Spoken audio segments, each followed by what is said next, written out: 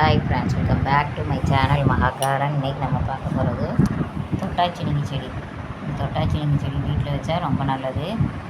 இது வந்து positive vibration நிறைய கொடுக்கும். இது வந்து நம்ம இது இலையை தொட்டோன்னா சுருங்கும், அதாவது கை சூடு பட்டோன்னா சுருங்கும். இது நம்ம டெய்லி செஞ்சுட்டு இருந்தால் நமக்கு கொஞ்சம் ஸ்ட்ரெஸ்ஸும் குறையும். நம்ம நாளடைவில் எது நினைக்கோமோ அதை நடக்குன்ட்டு ஒரு இது உண்டு. இந்த இதில் தொட்டாச்சினிங்கி இலையில் ஏதாவது ஒன்று நினச்சிட்டு நம்ம தொட்டோன்னா அது கண்டிப்பாக நிறைவேறும். அதான் பாசிட்டிவ் வைப்ரேஷன் இந்த செடியில் நிறைய இருக்குது. இது வந்து இதுக்கு இன்னொரு பேர் வந்து நமஸ்காரின்னு சொல்லுவாங்க, தொட்டாச்சினிங்கிக்கு பேர். இது என்கிட்ட வந்து 2 செடி இருக்குது. மஞ்சள் கலரில் பூ பூக்கிறது ஒன்று, இந்த எப்பவும் போல் வயலட் கலரில் பூ பூக்கிறது. அதோட பூ வந்து நல்லா பஞ்சு மாதிரி அப்படி அழகாக இருக்கும், பார்க்க ஸ்பாஞ்ச் மாதிரி இருக்கும். ஏற்கனவே நான் வந்து ஷார்ட்ஸில் எடுத்து போட்டிருக்கேன் பாருங்கள். இது வந்து மஞ்சள் கலர் இலை வந்து கொஞ்சம் குட்டி குட்டியாக இருக்கும் மஞ்சள் கலரில், வயலட் கலரில் கொஞ்சம் பெருசு பெருசாக இருக்கும்.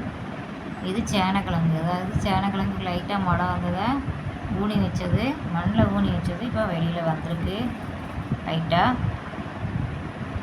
இது வந்து நல்ல பெரிய கிழங்காக வரும், நல்ல இலைகளுமே பெருசு பெருசாக வரும். இந்த செடி ஏற்கனவே நான் ஒரு தடவை வளர்த்து எடுத்திருக்கேன், கிழங்கு வந்து அறுவடை பண்ணியிருக்கேன். அதனால் திருப்பியும் வச்சுருக்கேன், பார்ப்போம் எவ்வளோ பெரிய கிழங்காக கிடைக்குதுன்னு பார்ப்போம். இது வந்து இது செம்பருத்தி, ஹைப்ரிட் செம்பருத்தி, சிவப்பு கலர் ஹைப்ரிட் செம்பருத்தி. இது வந்து நான் வெட்டி விட்டுருக்கேன், கவாத்து பண்ணி விட்டுருக்கேன். ஏன்னா இது வந்து கொஞ்சம் வளர்ச்சி இல்லாமல் அப்படியே ஸ்டன் க்ரோத்தாக இருந்தது. அதனால் இப்போது வெட்டி விட்ட இடத்துலேருந்து நிறைய துளிர்கள் புதுசாக வர ஆரம்பிச்சிருக்கு. இது சிவப்பு கலர், அதாவது நல்லா பெருசாக பூக்கும். சிங்கிள் பெட்டல் தான் பெருசாக பூக்கும். இது வந்து பூத்துட்டு தான் இருந்தது, கொஞ்சம் வெயில் படாதனால பூக்களை இப்போ திருப்பியும் தழுத்து வருது. பார்ப்போம் இதில் வந்து எவ்வளோ பூக்கள் கிடைக்குதுன்னு பார்ப்போம். மேலே உள்ள மஞ்சள் கலர் செம்பருத்தியும் மாறி நறுங்கி போயிருக்கு. அது எப்படி பெய்யுமா என்னன்னு தெரில. ஓரளவு வெட்டி விட்டு தான் வச்சுருக்கேன், பார்ப்போம். நல்லா பூத்துட்டு இருந்தது, திடீர்னு இதாகிட்டு அந்த செடி. அது மாடியில் வச்சுருக்கேன். இது கீழே இருக்குது, கீழே தொட்டியில் இருக்குது. இது துளசி, இது வந்து மூலிகை செடி. நல்லா சளிக்கு வந்து இது நல்ல கஷாயம் போட்டு குடித்தா நல்லா கேட்கும். இது கூட வெத்தலை, மிளகு, அப்புறம் கண்டங்கத்திரி, தூதுவளை எல்லாம் போட்டு சுக்கு எல்லாமே போட்டு நம்ம சளிக்கு கஷாயமாக குடிக்கலாம்.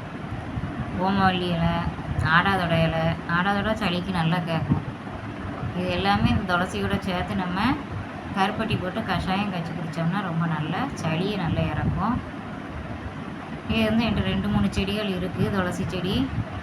அது வீடியோ இப்படி எடுத்தது திரும்பி விழுந்துருச்சு, கொஞ்சம் அட்ஜஸ்ட் பண்ணி பாருங்கள். அது ஓகே, தேங்க்யூ.